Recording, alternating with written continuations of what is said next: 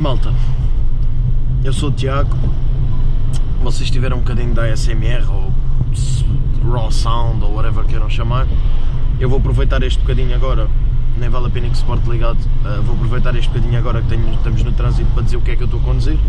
Isto é o meu carro pessoal, é um Abarth 595 pista de 2018, tem 160 cavalos e, se não estou em erro, 240 Nm de binário, acho que é uma coisa assim.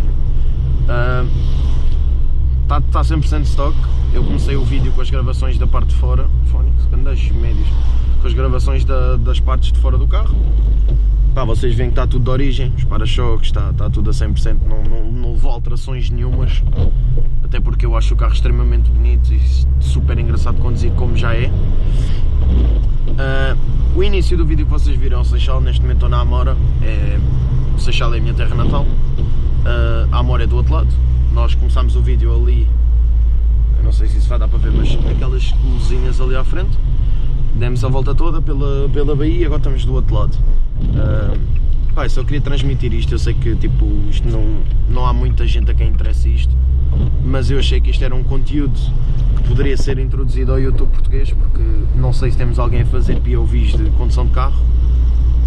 Nos Estados Unidos sei que temos imenso, portanto, pá, o vídeo também não vai ser nada de... Cala-te! O vídeo não vai ser nada de grande, eu não sei como é que está a qualidade da imagem, sou sincero.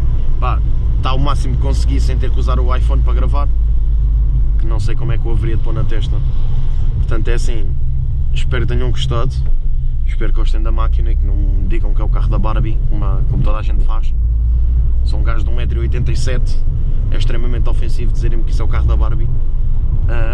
Mas pronto, só queria mostrar-vos aqui assim um bocadinho o meu carro, mais a parte do som e a condução dele, dentro dos possíveis. A estrada está molhada, não consigo acelerar, portanto, é isso. Pá, espero que tenham curtido. Eu gosto, se calhar vou aproveitar aqui este espacinho para inverter o sentido. Sai da frente, pá. Sai da frente. Obrigado. Vou aproveitar este espacinho aqui, inverto o sentido e acaba o vídeo. Deixa-me ver se